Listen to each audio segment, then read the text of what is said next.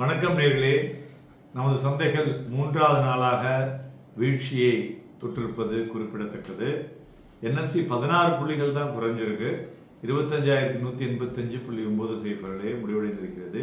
மெயினா again today இன்னைக்கு ID துறை வீழ்ச்சியையும், ஆட்டோ துறை ஏற்றத்தையும், பேங்க் நிஃப்டியும் சிறிய ஏற்றத்தையும் கண்டுள்ளது என்று சொல்லலாம். மெயினா இந்த decline triggered the impact of steep H1B visa தான். இந்த ஃபீஸ் யூஎஸ்ல போட்டிருக்காங்களா அதுதான். ஸோ அதனால இன்னைக்கு மறுபடியும் நிஃப்டி ஐடி 0.71% விழுந்ததுன்னு சொல்லலாம். நேற்றைய தினம் கிட்டத்தட்ட 3% ஓவராலா அப்படி எடுத்துனோம்னா கிட்டத்தட்ட ஒரு 4% வரலையும் ஒரு 2 நாளில் காலி பண்ணிட்டாங்க. ஸோ இது மெயினா அவருடைய USD $1 lakh fee on new H1B visa application.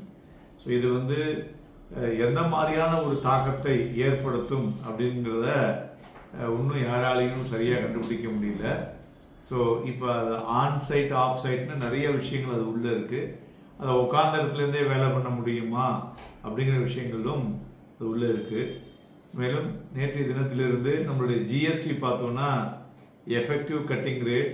So அதனால அதுக்காக இம்மீடியட்டாக பெரிய ஒரு வால்யூம் இல்லைன்னு சொல்லலாம். Coming to the point, advances 994, declines 1595.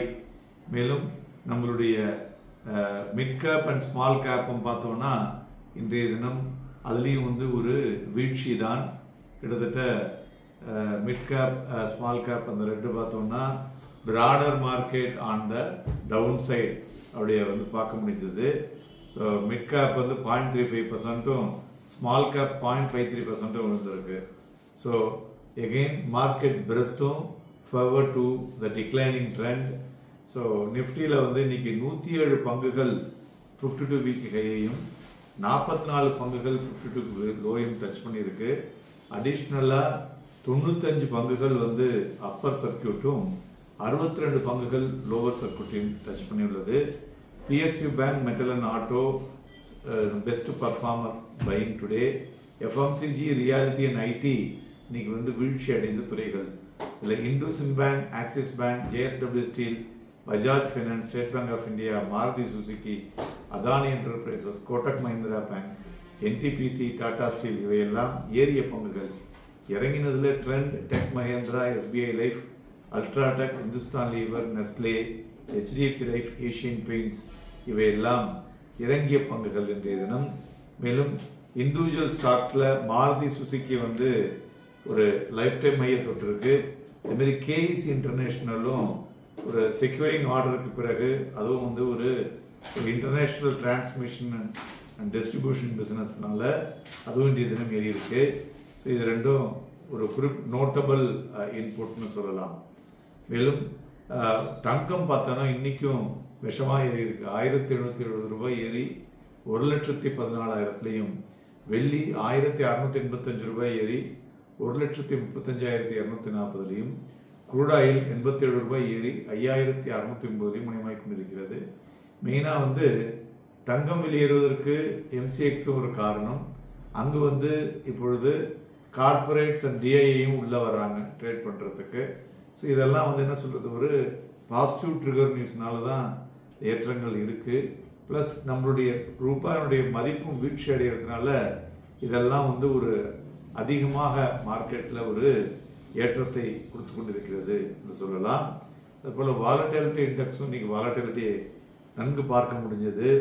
SEBI and RBI இன்னைக்கு ஈவினிங்ல என்ன சொல்லியிருக்காங்கனாக்க குயிக் என்ட்ரி ஃபார் FII அப்படின்னு சொல்லியிருக்காங்க. அது தவிர ஓவர்சீஸ் இன்வெஸ்டர்ஸும் உடனே ரிஜிஸ்டர் பண்ணி ட்ரேட் பண்ற மாதிரி பண்ணணும் அப்படிங்கிற விஷயத்தை சொல்லியிருக்காங்க. இது positive for the stock market அப்படின்னு சொல்லலாம். பிளாக் டெல்லி பொறுத்தவரை பார்த்தோம்னா Max Health, Dixon tech, Axis Bank இது மூலியம் பிளாக் டீல் நடந்துள்ளது. நிப்டி ஃபியூச்சர் பார்த்தோம்னா நேற்றைய விட இன்னைக்கு வால்யூம் ஏறி இருக்கு, பட் பிலோ ஆவரேஜ். அதுபோல பேங்க் நிஃப்டியும் நேற்றைய விட இன்றைய தினம் வால்யூம் ஏறி இருக்கு, பட் பிலோ ஆவரேஜ். ஸோ இன்றைய தினம் சந்தைகளை பொறுத்தவரை பார்த்தோம்னா ஒரு எகெயின் ஒரு லோ ஹை அண்ட் லோ அப்படிதான் இருந்துட்டு இருக்கு. ஸோ இன்றைய தினம் பார்த்தோம்னா நிஃப்டி காலையில் ஒரு normally it is open at ஒரு 7 பாயிண்ட்ஸ் மேலே ஏறினது. அதிலிருந்து அதுக்கப்புறம் பார்த்தீங்கன்னாக்கா ஒரு 12 மணிக்கு 25,084.65 அப்படிங்கிற புள்ளிகளை டச் பண்ணி க்ளோசிங்கில் பார்த்தோம்னா அதுக்கப்புறம் வந்து ஒரு 2:30 மணிக்கு ஒரு நல்ல ஏற்றம் 25,261.90 அது வரலையும் போச்சு. கிட்டத்தட்ட பார்த்தோம்னா ஒரு 150 புள்ளிகளுக்கு மேலே இன்னைக்கு வந்து ஒரு ஏற்ற இறக்கத்தை சந்தைகளில் காண முடிஞ்சது. மெயினாக இந்த வீக்லி F&O க்ளோசிங்கில் வாலட்டிலிட்டி நிஃப்டியில் பார்க்க முடிஞ்சதுன்னு சொல்லலாம். Very high volatile. So markets are expecting more news comfort with the market activity. So அது வரலையும் இந்த மாதிரியான விஷயங்கள், அதாவது மெயினாக இந்தியா யூஎஸ் ட்ரேட் டேரிஃப் முடிஞ்சாலே மார்க்கெட் செட்டில் ஆகி அதுக்கப்புறம் ஒரு கிளியர் ரியாக்ஷன்ஸ் கிடைக்கக்கூடும். எவ்வளோதான் நிறைய பாசிட்டிவ் நியூஸ் பார்த்தீங்கன்னா நம்மளுடைய macro economic datas R excellent. அடுத்தது இப்போ கார்பரேட் ரிசல்ட்ஸ் வரப்போகிறது. அட்வான்ஸ் டாக்ஸும் அருமையாக இருக்கிறது. இவ்வளோ இருந்தும் மார்க்கெட்டில் பார்த்தோம்னா வாலட்டிலிட்டி இருந்து கொண்டு இருக்கிறது. நாளை தினமும் மெயினாக வந்து 25,000 அப்படிங்கிறது நேற்றுக்கே சொல்லிட்டோம். அது வந்து ஒரு ஸ்ட்ராங், ஒரு வெரி வெரி ஸ்ட்ராங் சப்போர்ட் லெவலாக இருக்கக்கூடும். அதுபோல் இந்த 25 இன்னைக்கு it's trying to go up. But அந்த 25,260 நிற்க முடியல. ஹையர் லெவலில் மறுபடியும் செல்லிங் வருது. இந்த 25,260 மேலே ஒரு 1 ஹவர் நின்றதுன்னு வச்சுங்களேன், மார்க்கெட்டில் ஷார்ட் கவரிங் ஏறக்கூடிய வாய்ப்புகள் இருக்கக்கூடும். நாளைய தினம் சந்தைகளில் வாங்கி விற்பதற்கு எதுவாக இருக்கக்கூடும். Happy and profitable.